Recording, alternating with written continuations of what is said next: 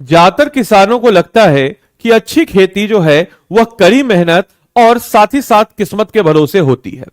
लेकिन वास्तविकता यह है कि अच्छी खेती कड़ी मेहनत के साथ साथ विज्ञान और टेक्नोलॉजी का मिलन के साथ एक अच्छी खेती होती है। और इसी बात को बताने के लिए बिहार जैसे राज्य, या यूं कहा जाए कि भारत जैसे देशों में अगर हम बात करें जहां की आबादी मोस्टली जो है एग्रीकल्चर पर निर्भर है, वहां पे ये साइंस एंड टेक्नोलॉजी जैसी चीजें काफी ज्यादा महत्वपूर्ण साबित होती है। वहीं अगर हम बात करते हैं कि बिहार में अगर हम देखते हैं कि लगभग 55% तक का ही क्षेत्र, वो भी इतना ज्यादा मेहनत करने के बाद जो है सिंचित है, यानी कि जिसको हम कह सकते हैं कि इरिगेटेड एरिया है, जहां पे सिंचाई के लिए वर्षा पे या किस्मत पे निर्भरता हमारी नहीं है। बाकी ज्यादातर अभी भी बहुत सारे ऐसे एरिया है जहां पे अभी भी हम अगर बात करें तो हमारी जो निर्भरता है वह हमारे किस्मत पे यानी कि वर्षा पे, सिंचाई के लिए है। लेकिन अब इन्हीं सारी समस्याओं के समाधान के लिए बिहार बजट में बहुत सारी चीजें कही गई है, जिसमें से एक चीज कहा गया है कि किसानों के लिए अब लगेगा मेगा प्लांट, यानी कि 7,127 करोड़ से बदलेगी हमारे बिहार की सिंचाई व्यवस्था। तो क्या है खबर, आइए देखते हैं। तो नमस्कार है आप सभी लोगों को, मेरा नाम है आदित्य वैभव और करता हूं आप सभी लोगों का तहे दिल से स्वागत आप सबके अपने चैनल बीपीएससी स्टडी आईक्यू पे। दोस्तों अगर हम बात करें इस खबर के बारे में तो क्या है खबर, तो सबसे पहले जल संसाधन विभाग को 7,127 करोड़ का आवंटन किया गया है, जिसके तहत 7,127 करोड़ बिहार बजट में जल संसाधन विभाग को दिया गया है, जिसके तहत 5.35 लाख हेक्टेयर जो कि बिहार का लक्ष्य जो है सिंचाई सुविधाओं को बहाल करना, और जिस पर 689 जो है करोड़ रुपए यानी 689 करोड़ रुपए जो है ये खर्च होंगे, इससे रिलेटेड बातों को कहा गया है। अब क्या होगा इसमें, तो आइए जरा समझते हैं कि जल संसाधन विभाग को 7,127 करोड़ का आवंटन और यह कार्य जो है 7 निश्चय योजना 3.0 के तहत किया जा रहा है, और विभाग नियंत्रण और कोसी मेची नदी जोड़ो योजना जैसी बड़ी परियोजना पर भी काम कर रही है, जिसमें ढेंग, कटौझा और आपके तैयबपुर में नए बैराज का निर्माण शामिल। अब ये कहां पर है और क्या क्या नए बैराज है इसको हम लोग आगे देखेंगे, चिंता मत कीजिए। और ये नए बैराजों से उस पूरे के पूरे एरिया में सिंचाई का जो है एक प्रारूप बदल जाएगा। इसके अलावा हम अगर बात करते हैं तो 5.35 लाख हेक्टेयर की बात करते हैं तो जल प्रबंधन की दिशा में मीलों आगे बढ़ आने के दावे के साथ सरकार ने इस वर्ष 5.35 लाख हेक्टेयर परिक्षेत्र के लिए सिंचाई सुविधा जो है इसके पुनर्स्थापन का लक्ष्य जो है निर्धारण किया है, और 689 करोड़ में लगभग 34 योजनाएं हैं। इसके लिए कुल 34 योजनाएं चिन्हित की गई है, जिन पर 689 करोड़ रुपए का खर्च जो है यह अनुमानित जो है इससे रिलेटेड किया गया है। इसके अलावा अगर हम लोग बात करते हैं कि 5.35 लाख हेक्टेयर जो है इसका उल्लेख जल संसाधन विभाग के बजट प्रस्ताव में है, और जिससे गुरुवार को विधानसभा ने ध्वनि मत से पारित कर दिया है कि भाई इस प्रकार से चीजों को किया जाएगा। और इन योजनाओं का क्रियान्वयन जो है 7 निश्चय 3.0 के घटक कृषि के प्रगति, प्रदेश की समृद्धि की, और ऑब्वियस सी बात है कि इसमें जो 7 निश्चय योजना 3 में जो है कृषि में प्रगति, प्रदेश की समृद्धि जो है इसके तहत किया गया है कि जो हम कह सकते हैं कंडिका हर खेत तक सिंचाई का पानी, जो ऑब्वियस सी बात है जो पिछले 7 निश्चय योजनाओं का एक पार्ट है, और इस बार इसको एक्सटेंड करते हुए इस टाइप की चीजों को किया गया है।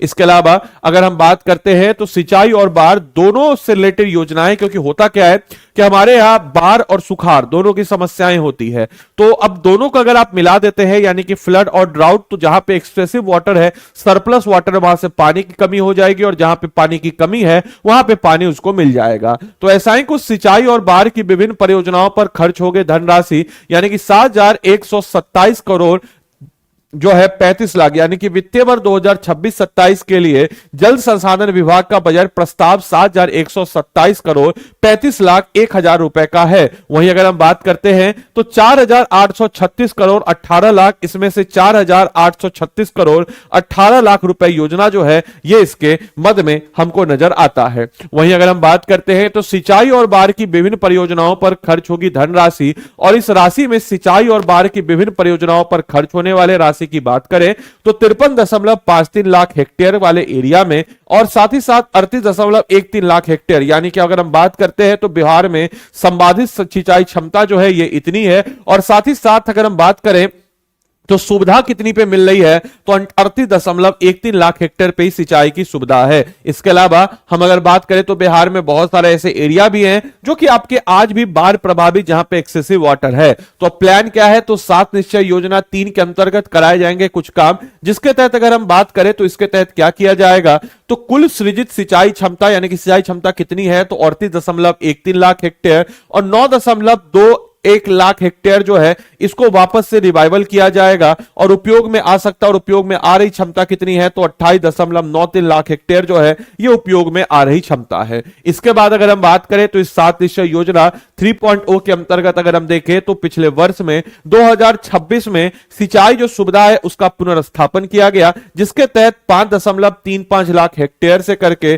3.23 लाख हेक्टेयर तक बढ़ाया गया। इससे जुड़े कार्य जो है 7 निश्चय योजना 3 के अंतर्गत आएंगे और सेच सिंचाई क्षमता का पुनर्स्थापन 2028-30 के दौरान जो है किया गया है। इस बात को सारे बच्चों को समझना है। इसके बाद अगर हम बात करते हैं तो 7 निश्चय योजना 3 के अंतर्गत कराए जाएंगे कुछ काम, जिसमें अगर हम बात करें तो डीपीआर जो कि अप्रैल तक तैयार हो जाएगा।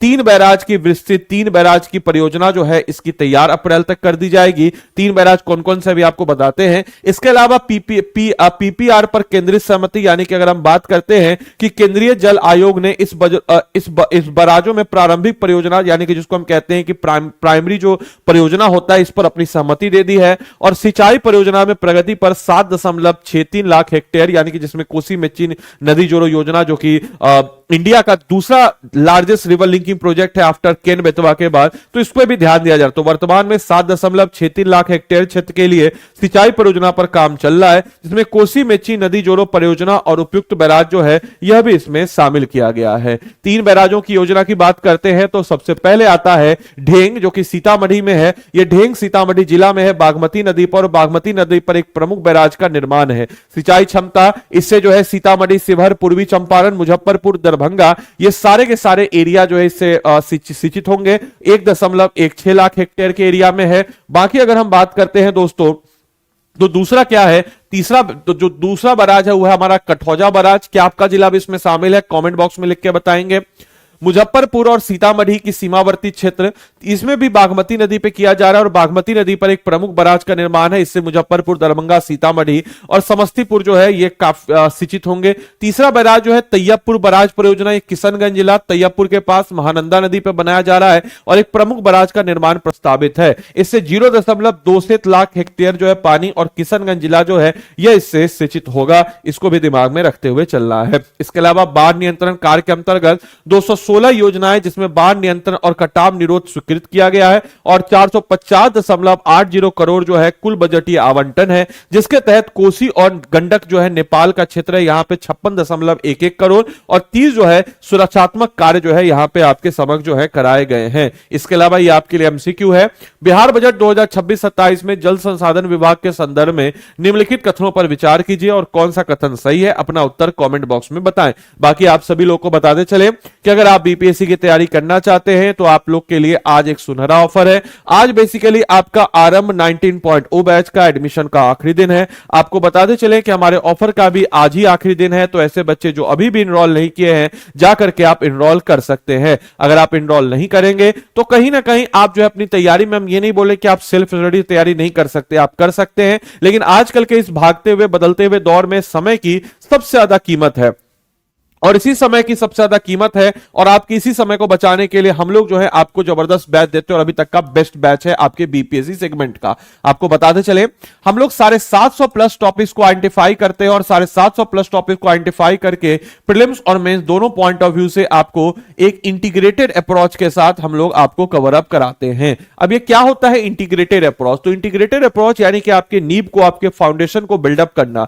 अगर आपका फाउंडेशन बेहतर है, आप देखते होइएगा तो 10, 12, 15 या 100 मंजिला इमारत भी बन जाती है और फाउंडेशन अगर कमजोर है तो 1 मंजिला इमारत भी ढह जाती है। तो आपके फाउंडेशन को बेहतर करने के लिए वी प्रोवाइड यू फाउंडेशन, जिसमें सारे सब्जेक्ट के बेसिक को कंप्लीट कराएंगे और आपके लिए हम लोग 100% प्रीलिम सपोर्ट प्रोवाइड करते हैं। हम पहली ऐसी संस्था है जो 100% प्रीलिम सपोर्ट प्रोवाइड कराते हैं और कहने के लिए नहीं, हम आपको 2 महीने का एमसीक्यू बैच देते हैं। इसके अलावा हम आपको लाइव प्रीलिम्स क्लैश कोर्स देते हैं। इसके अलावा दोस्तों अगर हम लोग बात करते हैं तो आपको 5100 एमसीक्यू प्रैक्टिस प्रैक्टिस कराते हैं। इसके अलावा आपको एनसीईआरटी का रिकॉर्डेड कोर्स, 7 किताबों का set, group mentorship by faculties, और साथ ही साथ जैसे आपका प्रीलिम्स कंप्लीट हुआ 4 महीने का हम आपको आंसर राइटिंग बैच देते हैं। इसके अलावा दोस्तों आपका मेंस कंप्लीट होने के बाद आपको इंटरव्यू गाइडेंस प्रोग्राम, इसके अलावा मंथली करंट अफेयर्स मैगजीन तो मिल ही जाता है। इंडिविजुअल मेंटरशिप बाय मेंटर जो है ये भी आपको हमारे इस बैच में मिल जाता है। इसके अलावा दोस्तों अगर हम लोग बात करते हैं तो कभी आपने सोचा है कि आपका प्रीलिम्स जो है क्यों रुक रहा है? तो आपका प्रीलिम्स इसलिए रुक रहा है क्योंकि आज तक आपने कभी अपने सिलेबस को कंप्लीट किया ही नहीं। आप साइंस को लास्ट के लिए छोड़ देते हैं, करंट अफेयर्स को लास्ट के लिए छोड़ देते हैं, बिहार स्पेशल को लास्ट के लिए छोड़ देते हैं, इकोनॉमिक्स आपने आज तक कभी नहीं पढ़ा। लेकिन ये सब का समाधान इस बैच में हम कराएंगे। आपने एमसीक्यू प्रैक्टिस नहीं किया है, आपने रिवीजन प्लान आपके पास कोई नहीं है, तो ये सारी की सारी समस्याएं आपको यहां पर नजर आती है। इसके अलावा आप कोई भी जो हमारा टॉपिक है, इस टॉपिक को पढ़ने का एक तरीका होता है कि क्या आपने उसका क्लास कंप्लीट किया, यस किया, क्या आपने प्रीलिम्स प्रैक्टिस किया, यस किया, क्या आपने मेंस प्रैक्टिस किया, क्या आपने रिवीजन कंप्लीट किया। जब आप इतने सब कुछ चीजों को कर लेते हैं तब जाके कहीं ना कहीं आपका सिलेबस कंप्लीट होता है और आप एग्जाम क्लियर करने के दहलीज पे पहुंचते हैं। बैच से जुड़ा हुआ किसी प्रकार का जानकारी हो और मेरे मेंटरशिप के अंतर्गत आप अपनी तैयारी को करना चाहते हो, aditya.vaibhav@studiiq.com इस पे आप मेल कर दीजिएगा अपना नाम, नंबर और बैच से जुड़ा हुआ कंसर्न को लिख के। इसके अलावा दोस्तों आप स्टडी आईक्यू के ऐप या वेबसाइट दोनों पे जा सकते हैं जिसमें आपको सहूलियत हो। ऐप या वेबसाइट पे जाने के बाद आप क्या करेंगे, तो यहां पे आप स्टेट पीसीएस पे जाएंगे। स्टेट पीसीएस पे जाने के बाद आप यहां पे बिहार पे जाएंगे। बिहार पे जाने के बाद आप बिहार आरएम 19.0 बैच है, इसको बाय नाउ पे जाइएगा। बाय नाउ पे जाने के बाद मेरे भाई ADILIVE आदि लाइव कोड को लगाएंगे और आदि लाइव कोड को लगा करके 13,999 में कोर्स आपके समक्ष होगा।